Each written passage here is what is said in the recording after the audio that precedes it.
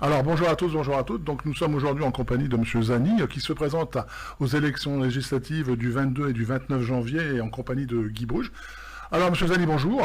Bonjour, merci pour votre invitation. Comme au mois de juin. Voilà, on recommence. Alors, nous étions rencontrés au mois de juin pour le tour donc officiel. On se représente là parce que l'annulation de Monsieur Petit nous fait revenir sur le terrain. Alors, pouvez-vous quand même vous représenter en quelques mots? Oui, donc moi c'est Étienne Zani, je suis candidat pour Lutte ouvrière dans ces élections. J'ai 32 ans et je suis professeur de français et d'histoire-géographie en lycée professionnel. D'accord. Voilà. Et vous êtes où au lycée? Quel lycée? Alors en lycée professionnel, moi je suis en début de carrière, donc j'ai été envoyé en banlieue parisienne, voilà, à Villeneuve-la-Garenne. D'accord, là c'est un bon apprentissage. Oui, tout à fait. Alors, vous pouvez nous dire, alors vous vous présentez sous l'étiquette Lutte ouvrière, alors pourquoi ce choix? Alors moi, ça fait une quinzaine d'années maintenant que je milite à Lutte ouvrière. C'est le seul parti dans lequel j'ai jamais milité. Et si je suis candidat pour ces élections, c'est parce que c'est mes idées, c'est mes convictions. Moi, je suis communiste, révolutionnaire. Je pense que la société, elle tourne parce qu'il y a des hommes et des femmes qui se lèvent tous les matins pour la faire fonctionner, qui produisent tout dans cette société. Et moi, mon idéal, la politique, pour moi, c'est défendre des convictions. Et cette conviction, ça devrait être que ceux qui créent les richesses, les travailleurs, ils dirigent aussi cette société. C'est sûr. Alors, on se retrouve le 22 et 29 janvier, suite à l'annulation de Bertrand Petit comme député. Comment avez-vous réagi à cette annonce? Alors moi, ça m'a relativement surpris. En tout cas, comment j'ai réagi? Je crois que ça montre que c'est quand même ce monde de la politique, c'est quand même un panier de crabes où c'est d'abord la lutte des places et donc ensuite je me suis dit de toute façon nous c'est nos idées, notre combat on le mène tout au long de l'année avec ou sans les élections. On est devant les entreprises, on est sur les marchés parce que les problèmes qu'on a aujourd'hui sur le pouvoir d'achat, qu'on a sur les salaires, qu'on a sur le chômage. De toute façon, ça c'est permanent. C'est vrai aujourd'hui, ce sera vrai le 22 janvier, ce sera vrai le 23 janvier. Et donc, nous, c'est l'occasion, cette campagne, de faire entendre ces idées, de populariser un programme de lutte pour les travailleurs. Et donc, on s'en saisit, parce que tous les autres courants petits à l'extrême droite, ils défendent le fait qu'il va falloir qu'on se serre la ceinture, ils défendent le fait qu'il va falloir qu'on fasse des sacrifices, alors que de l'argent dans cette société, il y en a. Et nous, le camp des travailleurs, il n'a pas de raison de se taire à aucune occasion, pas non plus dans ces élections. De toute façon, on ne va pas rentrer dans les détails, mais en ce moment, on en est plein dedans. Sur les attaques. Sur les attaques, oui, bien sûr. Là, c'est les retraites, qui est le gouvernement Macron, là, qui nous promet quand même d'avoir à travailler jusqu'à notre tombe, soit jusqu'à ce qu'on en meure, soit d'avoir des retraites de misère, parce que 43 ans aujourd'hui de cotisation, il y a tout le monde qui voit bien, qui fait ses calculs, et que beaucoup ne les auront pas, que beaucoup voient que ce qu'ils font, le métier qu'ils font aujourd'hui, qui est y compris sur tous les boulots, c'est de plus en plus dur, tout le monde le ressent, et se dire qu'il va falloir encore allonger 1 an, 2 ans, 3 ans, 4 ans supplémentaires, tout le monde se dit que c'est pas acceptable. Et donc, moi, bien sûr que j'utilise cette élection pour discuter de ça, pour dire qu'il va falloir que le monde du travail il prépare à relever le gant. Le gouvernement il se prépare au bras de fer, il faut que notre camp, le monde du travail, on s'y prépare aussi. D'accord. Justement, la prochaine question, c'était pourquoi avez-vous choisi de vous représenter? Vous venez de répondre, donc on va pas deux fois la même question. Mais je voudrais quand même que vous présentiez, il est justement derrière vous, Guy Bruges, il n'était pas là aujourd'hui parce qu'il ne pouvait pas se libérer. Alors, pouvez-vous nous présenter Guy? Donc Guy, c'est mon camarade, il a 61 ans, il est ouvrier il est ouvrier à la retraite, il a travaillé 41 ans dans une grande entreprise du verre du secteur. D'accord. Voilà, il a fait toute sa vie en tant que qu'ouvrier, polisseur dans cette grande boîte du coin. On vous sent plus déterminé encore qu'au mois de juin. Est-ce que c'est une... Alors, plus déterminé, je sais pas. En tout cas, moi, je crois qu'il y a d'autant plus de raisons d'affirmer ce qu'on défend depuis des années. Alors, notre programme, il a rien de très nouveau. Hein. Quand il y a bien des revendications qu'on met sur la table, que Arlette Laguiller, en son temps, elle défendait déjà, mais parce que toutes ces revendications, que ce soit sur le fait qu'on revendique que nos salaires, que les pensions de retraite, elles soient indexées au coût de la vie, au prix qui augmente, ces revendications-là, il faut elles sont d'autant plus d'actualité quand on voit les prix flamber, que ce soit le gaz, l'électricité, à la pompe, dans les magasins. Le partage du travail, voilà, où le Macron, il nous dit vous allez devoir travailler plus longtemps, alors qu'on connaît tous autour de nous des gens qui ne trouvent pas à trouver du travail, et que les gens ils s'épuisent littéralement au boulot, que ce soit à l'hôpital, que ce soit dans les usines, que ce soit dans les services publics. Et c'est bien sûr, et que plus la situation elle s'aggrave, plus le capitalisme il entraîne toute la société dans la crise, et plus c'est légitime de mettre nos revendications. On pense qu'elles sont d'autant plus légitimes aujourd'hui. D'accord. Depuis le mois de juin, il y a eu beaucoup de choses qui se sont passées. Hein. Vu la situation actuelle, on a commencé à en parler un peu, mais vous êtes dans l'avenir, vous êtes confiant aussi bien pour le particulier que le professionnel, vu la situation actuelle. Comment voyez-vous la situation? Là, c'est la période des vœux. Et c'est le début d'année. Moi, je crois que tout le monde se souhaite la bonne année, tout le monde se souhaite la bonne santé. Et moi, je crois qu'il faut se la souhaiter parce que vu la dégradation des hôpitaux, des urgences, vaut mieux être en bonne santé parce qu'on est de moins en moins sûr quand même de pouvoir être soigné. Et oui, moi, l'avenir, je suis optimiste si le monde du travail renoue avec les grandes luttes du passé, si on retrouve le chemin justement de ces luttes, si on relève le gant, quoi. Si demain, il y a des grandes mobilisations, et ça, c'est pour beaucoup aujourd'hui, ça paraît trop loin, ça paraît trop difficile, mais on a vu, y compris ces derniers mois, ne serait-ce par l'exemple que les raffineurs ils ont donné à l'automne, les cheminots pendant les fêtes, mais même de l'autre côté de la Manche. Là, on a assisté ces dernières semaines à des mouvements sociaux de grève quand même sans précédent depuis très longtemps en Angleterre. Ce que ici, je crois que on a peu entendu parce que je crois que le pouvoir, il a quand même peur.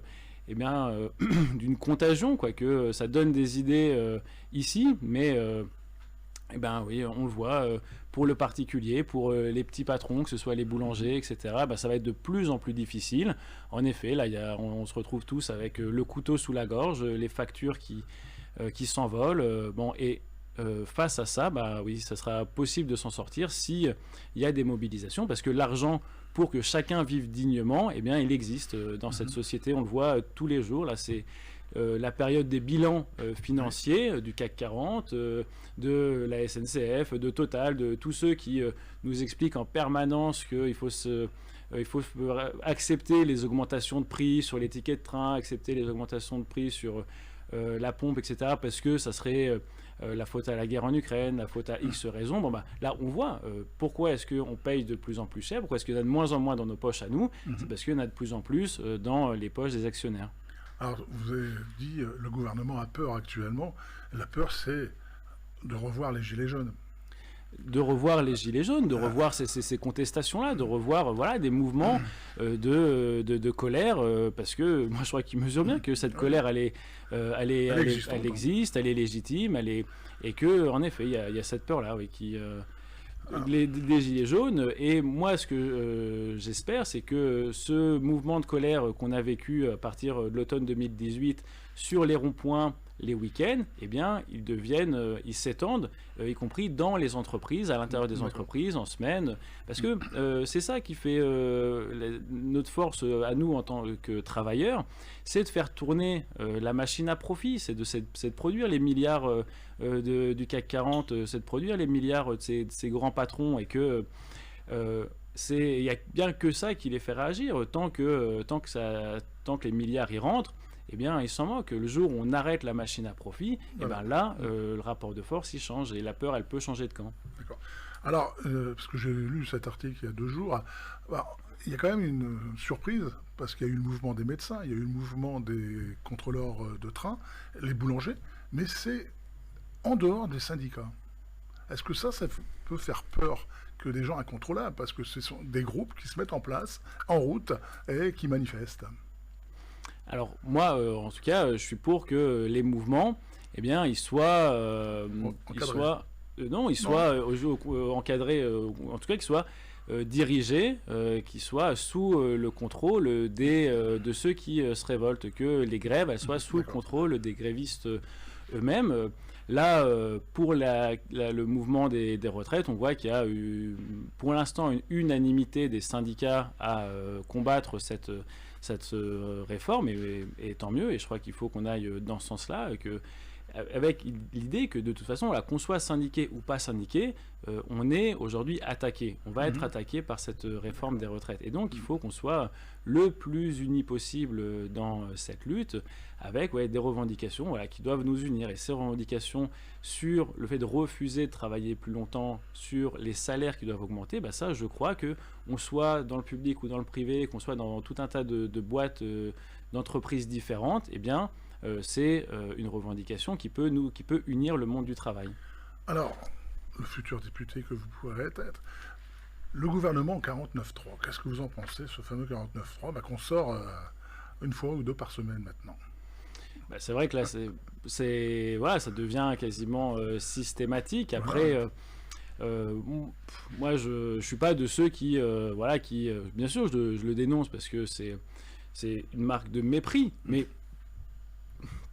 je crois que ça montre que le gouvernement, il en a bien sûr pas grand-chose, rien à faire de la démocratie, mais y compris, moi, ce que je veux dire, c'est que si on se concentre uniquement sur le 49.3, on passe aussi à côté de l'essentiel. C'est que le pouvoir, de toute façon, il est même pas dans les mains, nous, on croit, du gouvernement ou des députés. Le pouvoir sur nos vies, il est dans les conseils d'administration du CAC 40. Et quand les groupes de l'énergie décident de multiplier par 2, par 5, par 10 les factures, comme on peut le voir là avec ces dernières semaines, oui, c'est des 49.3 sur nos vies en permanence, quoi. Ils nous étranglent, et ça, il n'y a pas eu d'élection pour ces gens-là, ils ne sont jamais élus, que ce soit ceux qui sont à la tête d'EDF, de Total, etc. Ils ne sont jamais élus, et pourtant, ils décident bien plus de nos vies que de n'importe quel gouvernement. Alors, vous êtes élu. Quelles seraient vos premières actions en faveur de votre circonscription?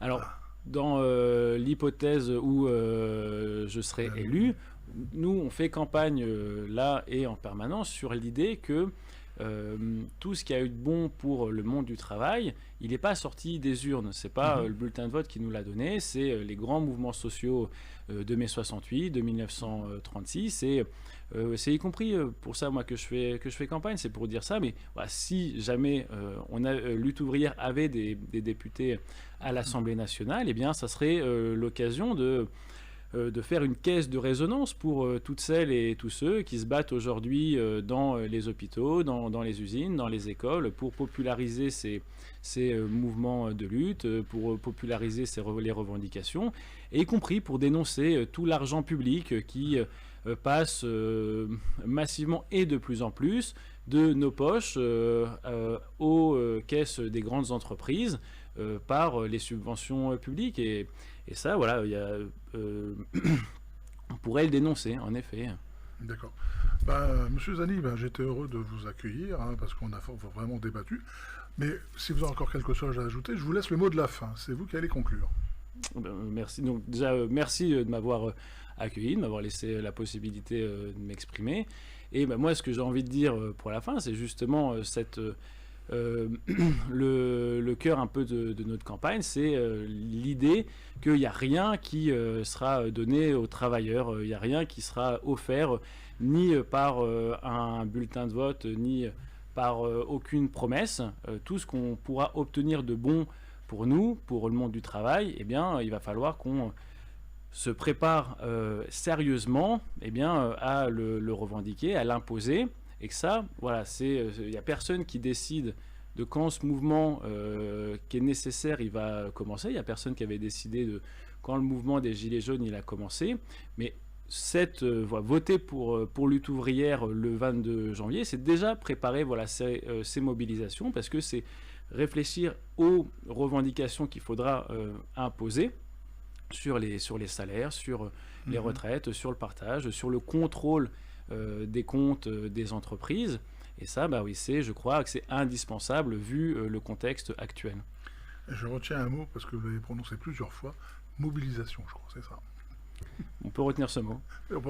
Mais mobilisation avec des revendications qui seront, qui nous permettront de gagner. Parce que des mobilisations, vous savez, au Brésil, ce matin, on s'est réveillé avec une mobilisation des gens qui étaient dans la rue, des milliers de gens qui étaient dans la rue, mais c'est quand même tous des gens, une partie qui sont pour la mise en place d'une dictature militaire. Et donc, on peut avoir une mobilisation contre les intérêts de la population. Et donc, moi, je suis pour une mobilisation consciente qui va dans l'intérêt de la classe ouvrière. D'accord. Merci, M. Zani. Merci à vous. Rendez-vous au 23 ? Oui, tout à fait. Merci bien. Merci. Au revoir. Au revoir.